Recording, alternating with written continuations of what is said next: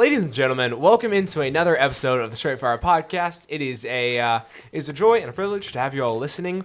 And if you're watching the YouTube video, we hope that you leave a like, watch all the way through, and comment a question that you would like us to deal with. Any podcast topics you'd like us to talk about, even just a simple question that we can talk about. In the first 5 minutes, we can have maybe a segment of just podcast time where it's just devoted to questions that you bring. Also, if you're watching on YouTube, you'll notice that we once again have a new camera shot after promising you a new camera shot last week.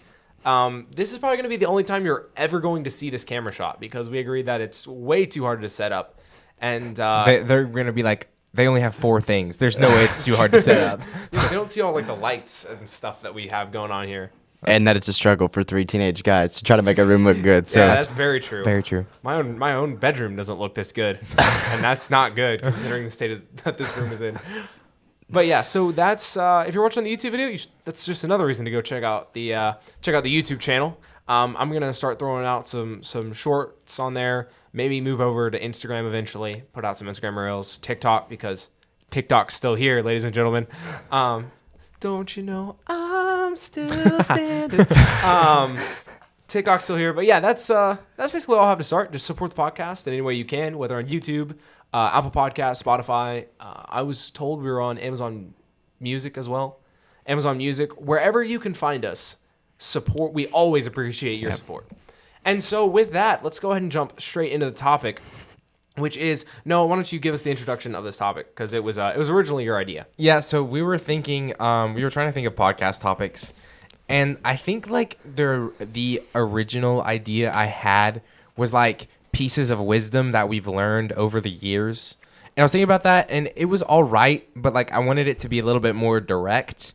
So I decided to submit the idea of like, hey, we're going to do generations. Right, we're gonna talk about wisdom that we can give to generations, even though, hey, maybe I'm not there yet. Maybe I'm not not super old. That's offensive. Maybe I'm not older yet, and I don't have that experience. But we can give wisdom from our perspective to those older people, and what we would want them, what we want them to do to help us grow. We can help the younger generations. There's 2, I think, younger generations now, right? No, it's our generation, which is, well, we're Gen Z, and then Alpha and Beta, but we're not gonna. Technically, Beta started this year. Yeah. Okay. So I mean, but they could watch later, so we can give them wisdom too. But like, I don't know why we'd separate Alpha and Beta. Yeah, but okay. So we're gonna break this down. Go older generation. Generations older than us. Our generation's younger than us. Yeah. So, and just share wisdom, not from experience, at least for the older generations, but give tips that for them so they can help us more. Well, you say experiences, but like how we're not going to share those, but our generation is divided from the older generation in such specific ways, like technology and, immorality. And our generation is very apt to pick up well, technology and immorality. I never knew those were in common until we started talking about our generation, but like I guess, unfortunately, one follows the other. But like we have experienced things that they like. Our preacher talks all the time. Like, kids on the street today, they have so much more opportunity through technology for these horrible things than they ever did. Right. And so like we do have experiences that they haven't had. I don't know if we'll dive into this podcast. That might be another podcast. I'm sure when we give when we talk to younger generations and our generations, that there will be plenty of lessons that the older generations can take from that as well. Just as when older people talk to older people, that's experience that we can learn from. So hey, when I'm this age, I won't make that mistake, or I'll be like this. Even just because we have to be careful with this mindset of just because someone older is talking about something that doesn't apply to me now, that we just turn it off and stop listening, because one day it will apply to you, right? And just because that situation doesn't specifically apply to you, there's still valuable lessons that we can take from that. Yeah, Landon, me and Noah have talked a lot at the start of this podcast. What are you looking forward to getting into on this podcast? I mean, I'm just this specific episode, I guess. Yeah. No, so I think it's going to be interesting talking about the different generations. And when we talk about wisdom, you get wisdom one of two ways. from experience or from other people that have had those experiences giving it to you. And so, when we talk about like the older generations, when we think of wisdom, it's usually them giving it to us, and then younger generations, us giving it to them.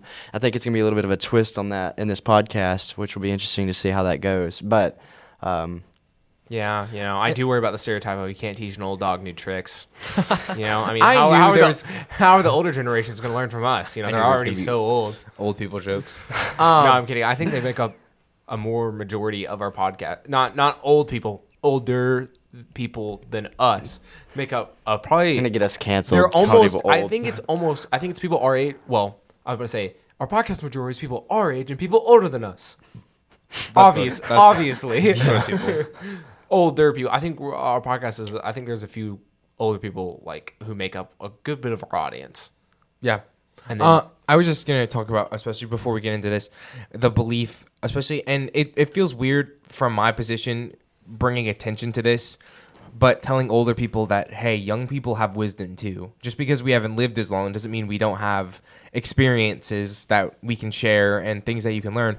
Obviously, we still respect their authority and we still respect, their opinion. They are our elders and we're supposed to give them the respect that they've earned through a long life of many different experiences.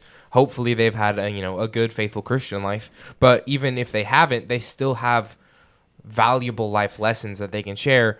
So but we too, even in our short 17-year average, just on average, we still have learned a lot. And we've learned things from other adults that maybe some adults haven't heard about, let's go ahead and start with the very first question. What do we want to tell the generations older than us? Do you want me to start, Landon? Have at it, man. Have at it. So I was thinking about this question because I was the one who came up with this topic, and I was thinking about I did the first two generations so easily. I did like what I want to tell our generation and what I want to tell the younger generation. I thought of that so easily. Because I've been there recently. I know what I would want to hear if I was in that position. But the older generations was a very challenging one for me to find something to say that didn't, because what wisdom do I have to share? But I settled on the advice that I would like to give to older people is to challenge us, to challenge the youth of their day, to challenge the youth at their church, to challenge all the youth they know, because we only grow when we're pushed out of our comfort zone. I would not be the person I am today without adults making me do things that I didn't want to do, right? If I had it my way when I was a kid, I would have never done anything productive.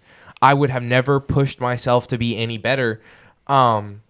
And I'm so thankful for the opportunities that I was given and for the opportunities my parents made me take advantage of so I could become the person I am today. And I'm so thankful for that. And it's just this idea that you have to push young people around you, because if you're not pushing them, they're not going to grow.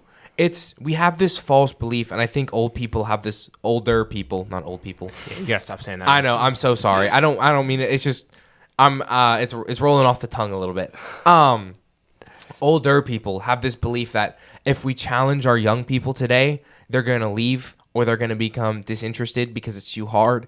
And yes, if we only challenge them in a very hard way, in a very unmerciful, ungracious way, if that's the only way we challenge them, then of course, yes, they're going to fall away. But if we challenge them in a good way, in the way that God intends for us to challenge our youth, then they're going to grow.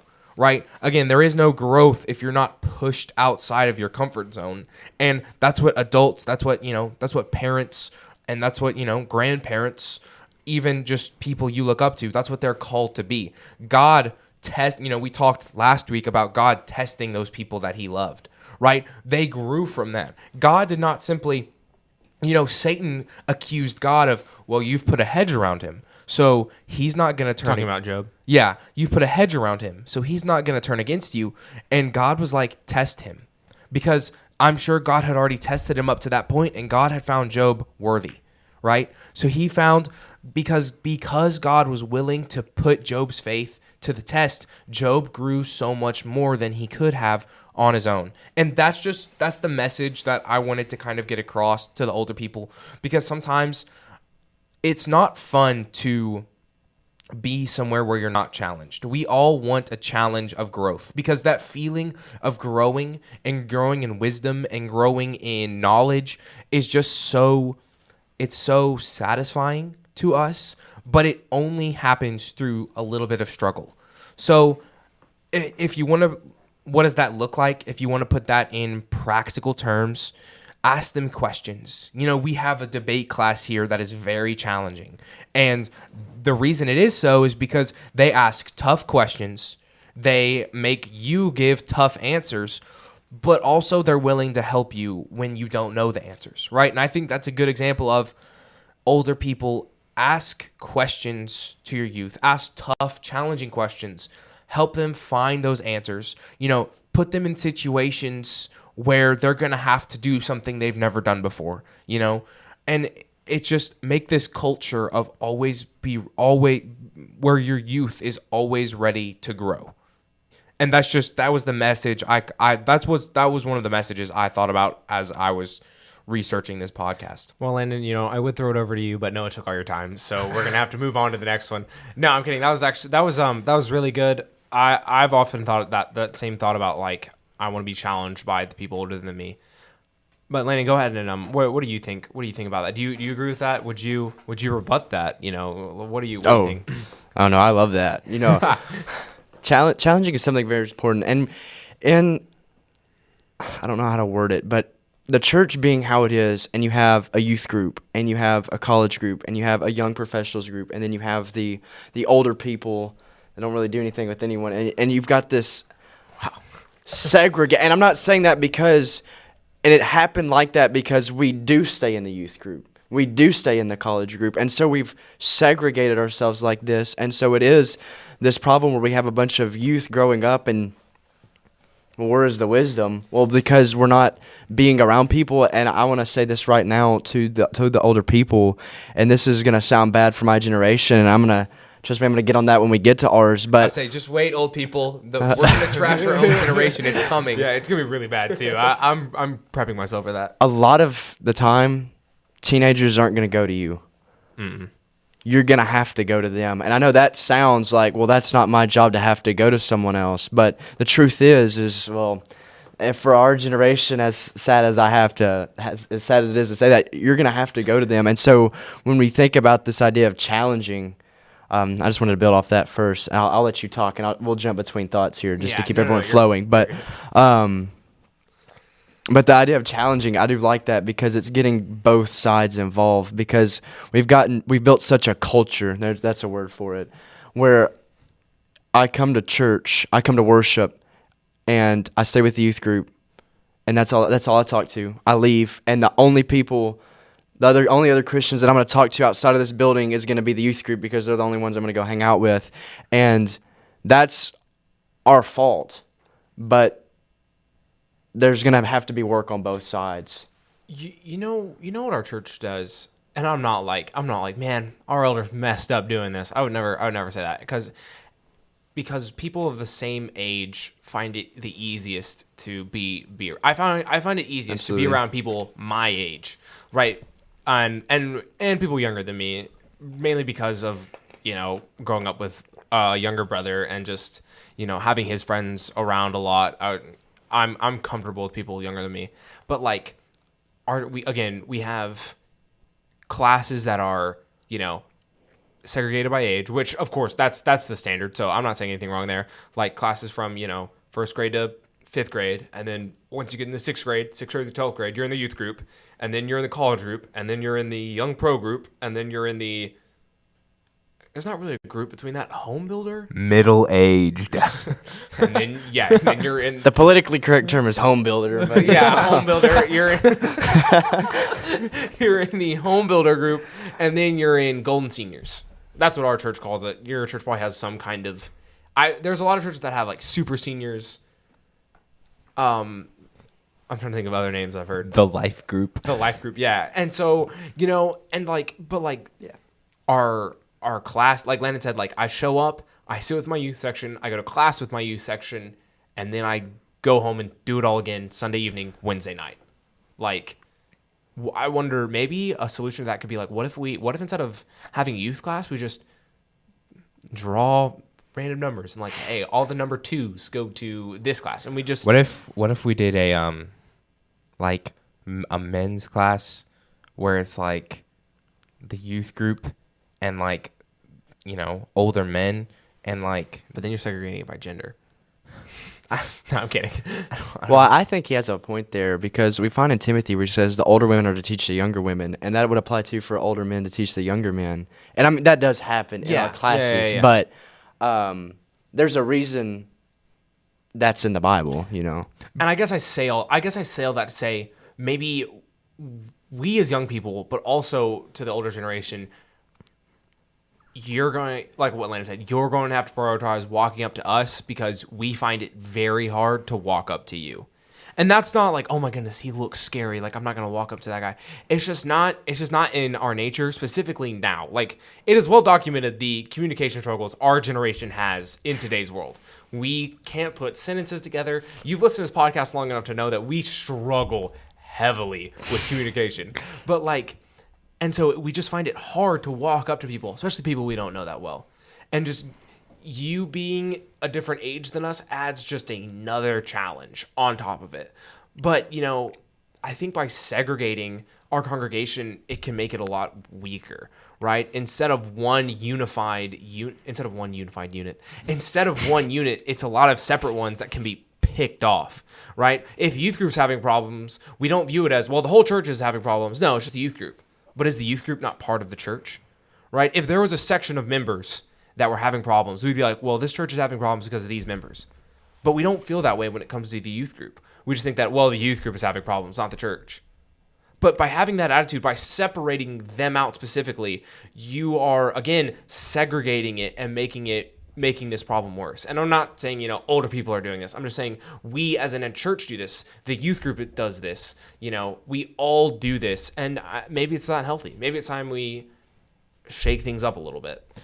I think a long time ago, not a long time ago, but like one of the first podcasts we did, we talked about trees, and we talked about how their roots like interconnect with each other, so it makes them like really, really hard to knock down. And if you almost want to think about it, like we have the youth group tree over here, we have the college tree over here, we have the young pros tree over here. If the youth group tree gets sick and is dying, it has no support because the other trees are so disconnected from it. They're really not going to know anything's wrong. And of course, we still have the parents of the youth group, and obviously they're very supportive, and they're going to fix any problems that arise. But it doesn't just need to be the parents, it needs to be the whole church. The whole church needs to be invested in the youth group. And they are invested in the youth group. I fully and 100% believe that in every good church of Christ. But there has to be involvement. It can't just be we want them to succeed, but how can I help them succeed? You know, and that's this idea of you can't grow in your comfort zone. The youth group's not going to grow if they don't go talk to older people, and older people aren't going to grow if they don't go talk to the youth. And that's the challenge you're talking about. Because I was trying to think about, like, how does this tie back to the challenge? And that is the challenge of you walking up to the youth group is the challenge. Because even I, at my age, find a group of teenagers to be intimidating. And again, we don't have to make this so hard on ourselves. You don't have to walk up to the whole youth group, but go walk up to a teenager and have a conversation with them. And I almost said I guarantee. I can't guarantee it.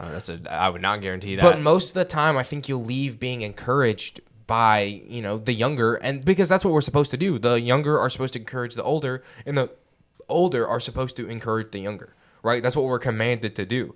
And sometimes it's hard because we show up and the only thing we do is we sit with the people our own age. We go to class with the people our own age. That's the only people we see. So it's good to go challenge yourself and to go, hang out with people with so much more wisdom than we do, or different wisdom than the wisdom we have. Landon, sorry, I was popping my neck. Wow, it really got me too. Landon, can you draw the lines between what we're all saying here? Can you bring it together? Yeah, I got you. Because we've said a lot of good things, but like I need for Benjamin's mind, he needs to see like the the big picture here, like Yeah. the summary, right? I need to see that, I think, for it to finally click. So I think I want to preface it with this. When we talk about this challenge, we're not saying that this is just the older people's job. It just was the best time to go ahead and bring it up because this is a bridge that has to be built from both sides, not just one. And so when we talk about this idea of challenging, it is for the older people to teach the younger, but the younger are to encourage the older. And so it's a bridge that's having to be built from both sides. So we're not saying that this is just the older people's problem. I just want to go ahead and clear that out now, just so there's no, I don't want people thinking, well, those Gen Zers think it's all our fault, you know. Yeah. And I just want to clear the air on that. Sometimes, but no, I'm kidding.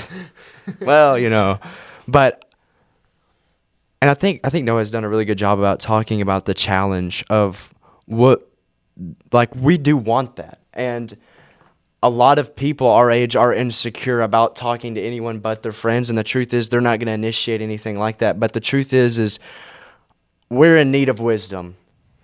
Desperate need. And the only way we're going to get it without going through things that we could not have gone through if we would have had that wisdom is for older people to give it to us. And the only way that's going to happen is if they talk to us. And so I think a lot of that is the challenge. And, you know, when we talk about the youth group, I want to say this, and I'm about to say something that a lot of people are going to be like, did you just say that? So I want you to bear with me. There's a statement that I've heard growing up. Here we go. They both looked at me. I know they're both locked in. To dramatically gasp after you say it. There's a statement that I've heard for a long time growing up, and that is the youth is the future of the church. I do not like that statement at all. Yeah, there it is. I can like exasperately croak. I cannot gasp. No, I know where you're going. I know where you're going because and I've a lot heard of this before. a lot of people have heard this, and I completely understand where this is coming from. There's going to be a time where our generation is going to have to step up and be the next minister, the next song leader, the next elder, the next deacon. I understand what is meant by the statement that we are the future of the church, but what is implied in that statement is that I'm the future, not the now. Mm-hmm. When you tell the youth that you're the future of the church, whether you mean it or not, what you're implying is you're the future, but you're not the now. And what we have to understand is that the youth, though they may not be the elders and the deacons, they do have their part to play.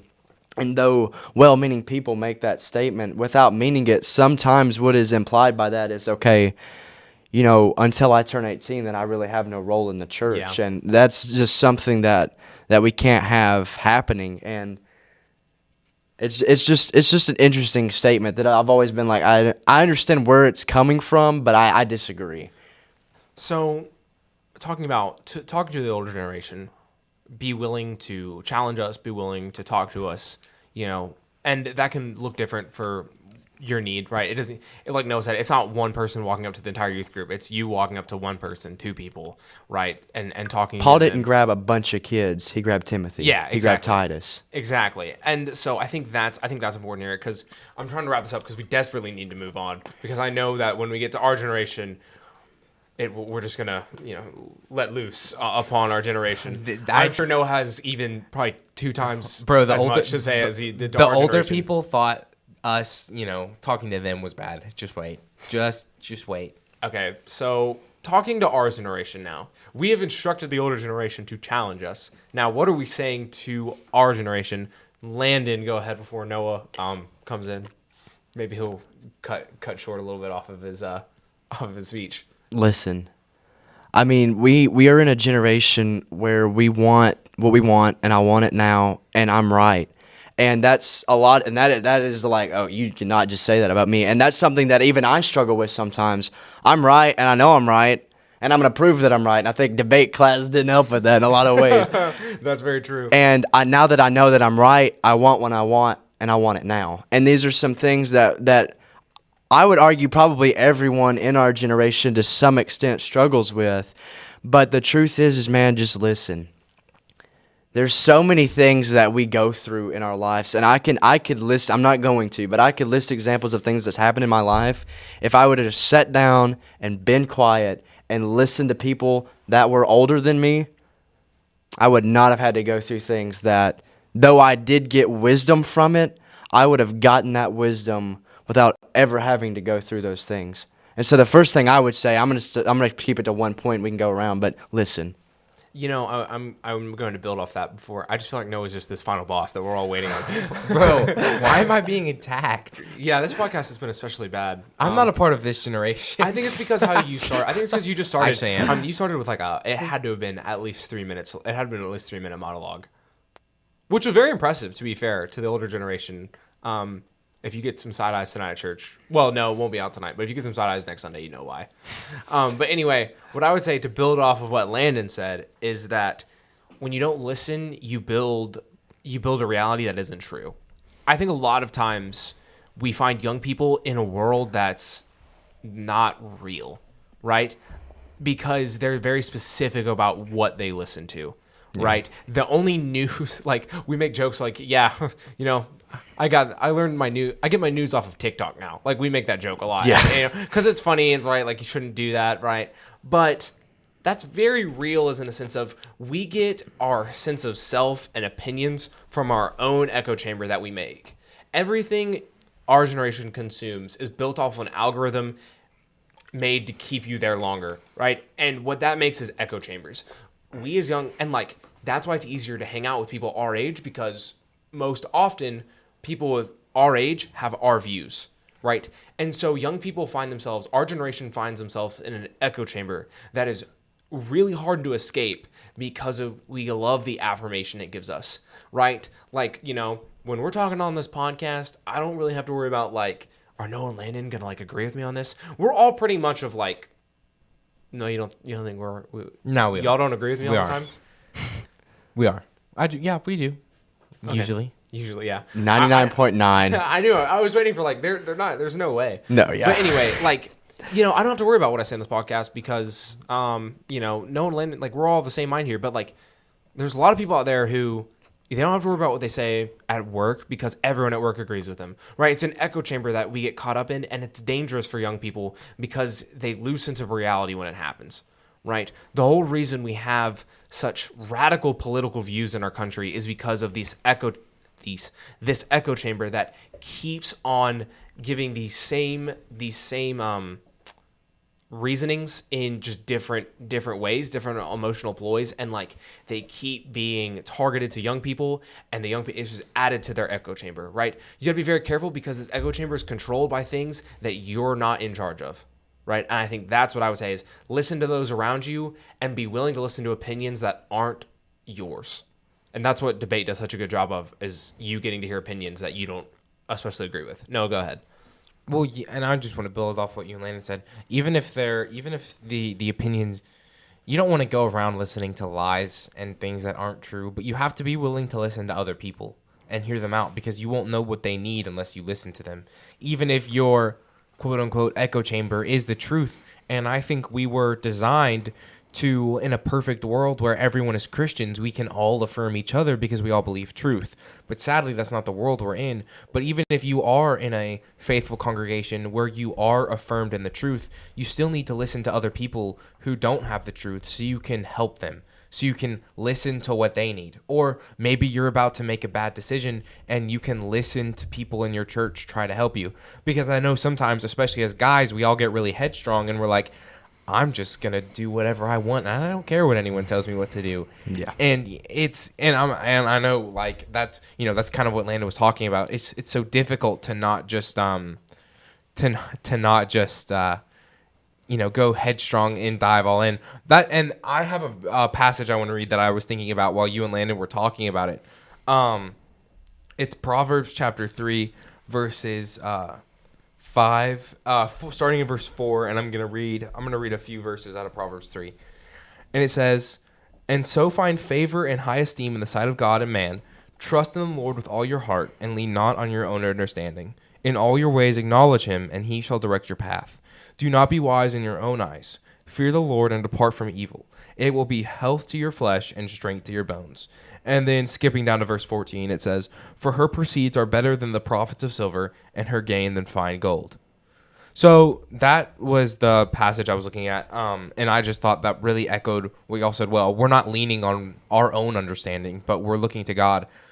I know I've been talking for a long time. No, you're good. I was mainly joking. I probably shouldn't have joked as much because now people are gonna keep thinking about And it. I I- would hate to give people Noah fatigue. It's just something but I've grown up with. really quickly, one of the things, and this I think this builds off what y'all said. One of the things that I thought to tell this generation was, waiting is worth it. And it's just this idea of we're waiting for heaven, right? Satan wants to tell us and keeps telling our generation right now, because you're young, you need to get everything you can. You need to get all the pleasures you can. You need to get all this earthly joy right now, because hey, when you're old, you're not going to be able to have this anymore, right? This is your one shot at this. So take it all now. And I think every generation feels this way, but I think Satan speaks to our generation about this, especially because right now, your chemicals are rushing. You're young. I don't know how else to say it. I'm not gonna say it again though. I would say I would call it hormones. Yeah, hormones. You're young. You're able to do pretty much whatever you want at any point in time. You have the time to do whatever you want. You can conquer whatever battlefield you want to at this age, right? You can do anything. And Satan is like, take it all now. Use up everything you have, all of your resources to pursue whatever pleasure you want to till its end. And don't worry about the consequences now. Those will catch up with you when you're older, and when you're older, you'll be able to handle it. But that's not really true. We and I was doing some research into this, teenagers are more prone to see things in the here and now because their brain, the part of their brain that looks at consequences of the future, like their planning part of their brain and their consequence part of their brain isn't as developed as adults is. So teenagers are much more likely to see the here and now than they are to wait, let me think about how this is going to affect my or how the consequences of this action are going to affect me later. I think you talked about that in an older podcast. I'm sure I did. Like that's really taking me. There's probably, if I saw the title of it, I would know that you did. But like, I feel like you said that before.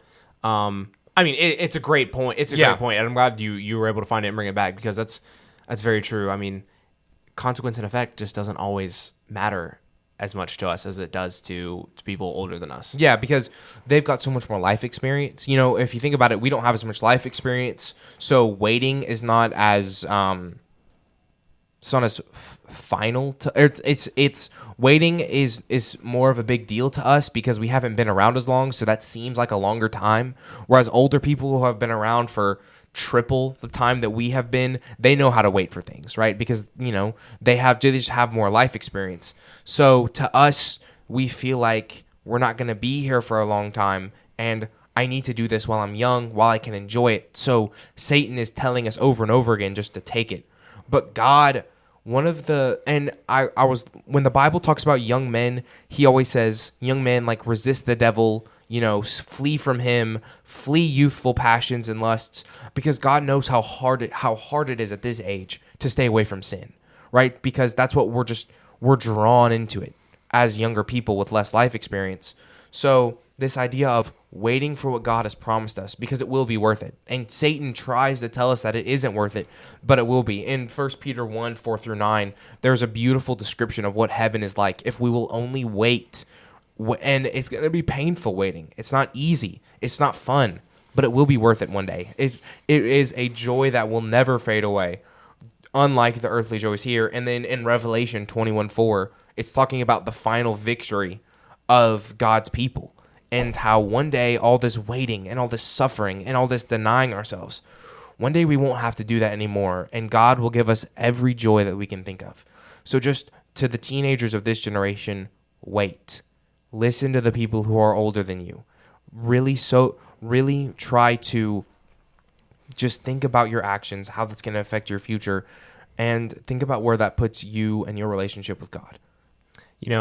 I think both of y'all talking about listening and waiting is really good for this generation, because this generation lacks a word that I've learned over this year. It's called fortitude, right? And you listening know what fortitude is, but you might not have heard this definition. Actually, I'm gonna pull it up real quick. Landon, is there anything you want to say while I'm pulling this up? Yeah, I got you. I don't know if I can pull it up as fast as I need to. So yeah, I'll fill in. Right, yeah, Thanks I'll so put in much. some filler. No, I think you want to know almost the ironic part of this. We started with listen to those that are older than you, and we talked about waiting, and the reason you should wait is because your brain's not fully developed, is really what we're saying. And that is true.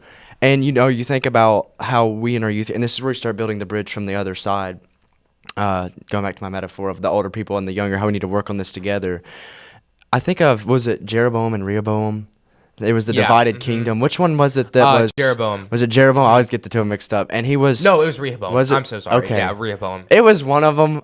We're going to go with Rehoboam because Noah Rehoboam. seems very confident. I'm confident in Rehoboam. Noah seems very confident. And there was a decision that needed to be made. And he decided to ask the older wise men, as one would usually do in those cases. And they gave an answer that he didn't exactly like. And so instead he went to his peers, the people his age, and instead got a response he liked. And the consequences for those actions were less than good. Yeah. And so we think about why it is that we should listen to those that are older. Is because they do have this wisdom. And wisdom is being able to see future events and the consequences that will come after that. And so that's the wisdom of that. And I think it's ironic that the wait and listen just kind of loop together. Yeah, but, and really quickly before Bridget says anything, teenagers still have the ability. It's not, we say like, hey, your brain's developed. You really don't have a choice. You're not going to be as good as planning. You still have the choice. Yeah. It's just harder right now than it will be in the future. So, but it's still worth it. What waiting, what listening, what making harder choices leads to is a word called fortitude, and I wasn't able to find the exact wording, which stinks because that means I'm gonna have to try to summarize it off memory, and that's just I wouldn't put that fate upon my worst enemy. But fortitude is the choice of doing hard things instead of giving yourself a pass, right? And we live in a world that is eager to reward ourselves. I remember my first weeks at work, we had a vending machine, and I'd get through a day and be like, hey, I got through a day of work. You know what I deserve? I deserve a candy bar. And so after work, I'd always get myself a candy bar. And I don't do it now because I'm practicing fortitude, and being broke helps with practicing fortitude. But having fortitude is being able to do hard things even when you don't want to do them. And that's just something that I'm worried our generation is starting to lack, right? Because of the instant gratification that we have. Right, I don't want to listen to you because that is hard and it doesn't give me the instant gratification that I want. I don't want to wait for this thing because it's hard and it doesn't give me the instant gratification that I want. Fortification is that has been the word I'm saying, right? Fortitude. That's right. Thank you.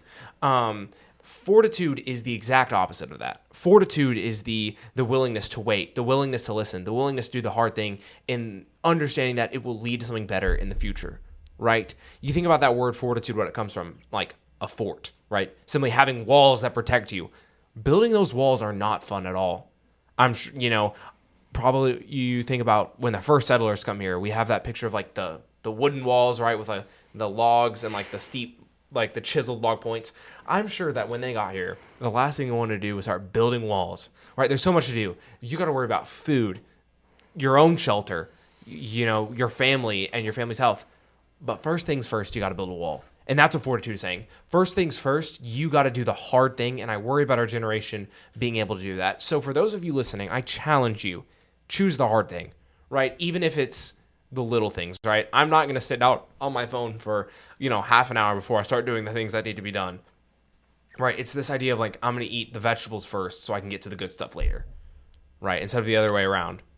Yeah, no, I know we're not the biggest vegetable fans here. If we were in Babylon, we had just showed up and the king offered us a bunch of meat to eat, we would all be like, yes, it's everything I've dreamed of. I said, they don't let us eat this back in Israel. My mom said we couldn't have it, so nice. But anyway, it's just. Did we see Daniel eating broccoli? Ew, gross. But apparently that was that was the best thing to eat, right? What you wouldn't expect, right? Fortitude is doing the hard things that you don't expect are gonna. Well, they're gonna work. You just know it's gonna take time, right? And Daniel knew that eating vegetables was gonna work. I mean, and he resolved himself to that fate because I don't know if I could do the same. Vegetables and water is a far cry from what we eat nowadays. I'm just thinking about our lunch that consisted of blackberry lemonade. We had Hot wings. We had a salad. Hot wings. We and had a little bit salad. of yeah, We salad had a covered in salad. dressing and like crouton crumbs. There and- was green on my plate. That is an improvement. That's true. circling back around. I'm sorry, I derailed us there. Doing the hard thing first. That's what fortitude is. That's what listening and waiting involves. It's doing the hard thing first. And I worry about our generation being able to do that. But prove me wrong, please. I'm begging you to prove me wrong. I hate being a prophet. What's the expression? I hate to be a prophet. I have no idea. I think that's it. Anyway, anything else before we move on to the final one? Nope. I say run it. I'm good. Oh wow. Okay. Beta babies, here we come, baby. That never happens. All right, beta. Alpha, beta, and alpha. Listen up. Alpha, beta. What will be the next one? What's the next letter? Gamma? Alpha, the- beta, gamma? Is it? Wouldn't it be a Gamma. D? Is it gamma C? or gamma? Are we, Depends. is gamma C? Yeah. I thought, and isn't D delta? Why is it Alpha, alpha, beta, beta, gamma? gamma? That's a G. Then Welcome to delta. Greek. Because Bro, it's that's Greek. No, it's not. Unless you're like in the army, then it'd be Charlie. Alpha, beta, Charlie. Oh, Delta. I think- Oh yeah. So I don't know how they're going to It'll go probably with be that. Charlie. It'll probably be Charlie. No, guys, the Greek letter isn't. There's no way Generation there's a Greek letter Chuck. named Charlie. generation. No, there's not. I'm just saying. the generation so like named it Charlie. would go in like the army, Alpha, Beta, Charlie. delta. But- So are we? yeah. So are we naming these generations off of Greek letters, or are we naming them off of the army? We'll find out. Yeah, we're gonna find out. That's ironic, actually. I've got a quote from a Greek soldier. really. I really Do you want to go and read that? I'll wait. Okay, so what are we saying to this younger generation? Honestly, I haven't thought much about this because right now they're the farthest thing from my mind. As sad as that is, but I'm really worried about my generation and if we're gonna make it out. Well, the good news is if our generation doesn't make it out, we can still have good people train the generation younger than us, and hopefully they'll fare better. Can I guess than what we do. quote it is? Is it the quote about like hard times Nope. make okay? No, not like hard times make good people. Nope. And then good people make easier times, which makes It's not that quote. okay. All right. Anyway, so no, do you want to start off then? Yeah, I will. Give us your quote. Yeah. But So the thought that I had, and I try to keep them really, really short, just so when we summarize this, it's going to be really easy. The thought I had for the younger people was to start now. And Landon, if you could flip to did first, you say start now? start now, yeah. Landon, if you could flip to 1 John 2:13 through 14. Oh, he went to 1 John again. I will get there in just a minute. 1 John what? 2:13 through 14. I'll get there in Okay. just a minute. But it's this idea of there will be actually let me go ahead and read you the quote first and then I'll elaborate on it because I think it sums up what we're trying to say really well. It illustrates what we're trying to say really well. The quote is from just a Greek soldier a long time ago. He said, "You do not rise to the occasion, but sink to the level of your training." And it's this idea of, hey, when the hard times come, you're going to fall back onto what you know, right? And I remember when I was younger, not that much younger, but when I was younger than I was now, and I didn't really have that much experience, sorry. I didn't really have that much experience dealing with negative viewpoints of the Bible, and they still kind of like shocked me, and I didn't know how to handle them.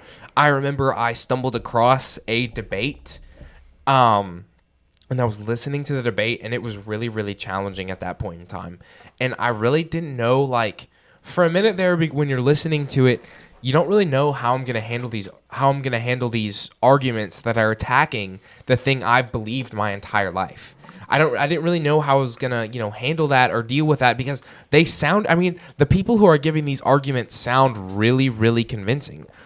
But I remembered and I fell back onto what I had been taught of there are some things that I know are true that agnostics who don't believe in the Bible will never be able to prove. Right? These things that I know are true, that I fall back on when things are hard, right? Even if I don't have the answers for this right now, I still have this foundation that will never be shaken. It's this, I fall back onto because I know we all want to have this belief of when hard times arise, we're going to rise even higher above those, but that's not really how it works.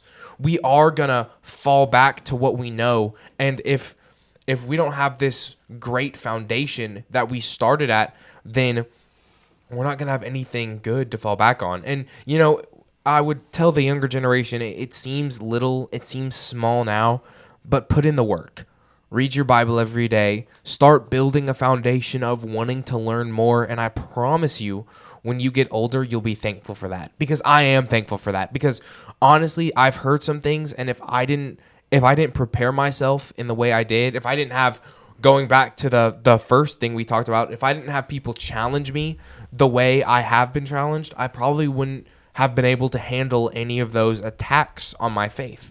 But thankfully, I'm glad that I was challenged, and I have this foundation to rely upon, these things that I know are true, that no one will ever be able to disprove, that I will continue to build on for the rest of my life. So to the younger generations, start now. Landon, if you'll go ahead and read 1 John 2:13 through 14. Yeah. I write to you, fathers, because you have known him who is from the beginning. I write to you, young men, because you have overcome the wicked one. I write to you, little children, because you have known the Father. I have written to you, fathers, because you have known him who is from the beginning. I have written to you, young men, because you are strong, and the word of God abides in you, and you have overcome the wicked one. So this is just a summary to all of the generations, and I think that John, of course, sums it up better than we do. You know, young men, you have overcome the wicked one, right? It's going to be tough, but you can overcome him. It's not impossible. You know, to the older men, and there's a passage in 1 Timothy. Let me flip over there. I was on Proverbs. In 1 Timothy, you know, do not rebuke an older man, but exhort him as a father, younger men as brothers, older women as mothers, younger women as sisters, with all purity. This idea of this is our family, right? And we're looking out for our family. To the younger generation, we're going to help them build that foundation. So when hard times come, they have people they can come to. To our generation, we're going to help them try to listen, help them try and wait and realize that it's worth it. And then to the older generation, we're going to treat them like our fathers. Treat them with the respect that they deserve, and come to them when we have something that we can't figure out on our own. And I think John and Timothy do a great job of describing how these different roles in the church should work. Landon, would you add on to that, or? I mean, very shortly. I have something here. If you don't, but go ahead. Yeah, go ahead. I mean, very no, short. I was like, yeah, I mean, as long as you he got did a something to say, good man. job. I mean, I think of, as someone who has 4 nephews and a niece that is in this generation, this is something that I have thought about, like pressure. Yeah. That's the word, is pressure. And, you know, you think about like what, and I think that's probably in few words, because I like how we're keeping it a word or two, like for each of them.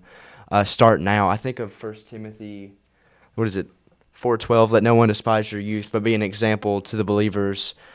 I was about to try to quote it, but I get them all mixed up. In word, in conduct, in love, in spirit, in faith, and in purity. And you have all of these areas. And I know as someone that was at that age, I don't know what the exact age is for Alpha, but younger than I am. I just know it's somewhere in there. I'm not sure. Is it like 13 to... I can look It's up. got to be 13 to like 1, I think. Yeah, because the new generation just came. Just started. But as someone that was in those ages, thinking about... between 2010 and 2024. So 14. that That is... So 14, yeah. 14, Okay. Anywhere from 14 to 1. I 1. guess. Yeah. Yeah. So I was close. But as someone that was in those...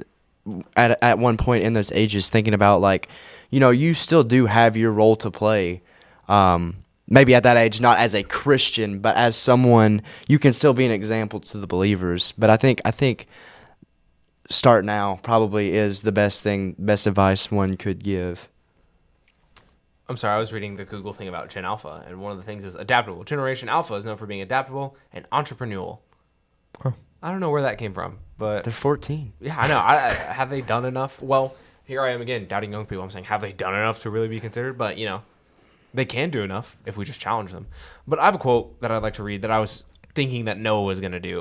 But this isn't by Greek Shoulder. This is by G. Michael Hopf, Hopf.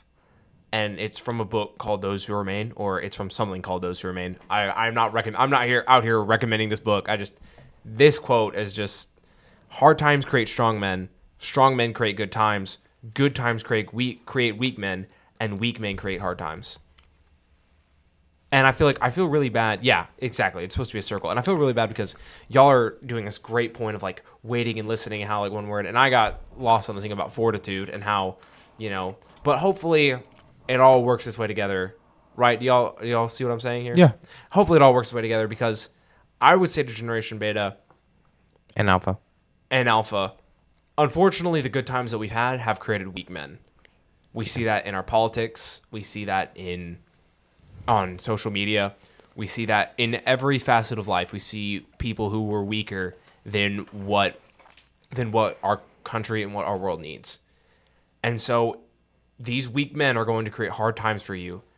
And hopefully these hard times make you stronger. I hate the fact that you're going to have to go through that. I hate the fact that our generation, Gen Z, is staring down that barrel as well. It's not fun, but, I pray that when that happens, we will rise to the challenge by falling back to what we've known, as Noah said earlier, and we will understand that as long as let me bring it all together. As long as we wait and listen to those who are older than us, and as long as we are willing to commit to those who aren't just in our age range and who aren't just people we deem, worthy, or people who are who agree with us. As long as we have all of those things, when the hard times do come, if we're able to fall back on all of the things that we've learned throughout for all the generations before us and observing the generations under us, hopefully those hard times will lead us to fall back on what we know and make good times once again, right? And the thing is about the Word of God, in hard times, the Word of God thrives even more. So for those of you who are listening, who want to spread the Word of God and who want to challenge others to spread the Word of God, know that the Word of God thrives when times get hard. So there's no reason you shouldn't as well. There's no reason you can't step up to this challenge the way that the people before you have, right? Just because we haven't had hard times in the recent past, doesn't mean we won't have hard times in the future. So that's what I'm saying. Step up to the challenge with the fortitude that you have by listening and waiting, and by respecting those who are older than you. Are we adding anything else before we close, or Landon? Go ahead. One thought, because that was a perfect segue. I just thought of something interesting, and it is literally a statement using all of the words that we used to start this whole thing out. The challenge is to listen and wait. That you should start now to have the fortitude for the hard times. It all kind of flowed together. That's what I was trying to say. There it is. To make one major point, and that's exactly what you did. I just thought it was interesting. I know that kind of abrupted his perfect ending, but awesome. I thought it was interesting that every single one of our words ended to the point that he just made. Yeah, I think that was Landon really saved me there. But I think unless Noah has something, I think the podcast is going to close there. Yeah, it was a great podcast. We're thankful for all of you for watching and listening. We pray that you go support the YouTube video, go recommend it to a friend. Maybe that can be a great conversation starter for talking to older people. Older people, you can walk up to your youth group and be like, hey, I heard this podcast by these young whippersnappers called the Straight Fire Podcast. Maybe you've heard of it. And then just, however you can share the podcast, we are always extremely grateful. We want to thank you for listening. We pray that you'll tune in for the next episode, listen to the episodes that you haven't listened to, and we'll see you all guys next time. Thanks.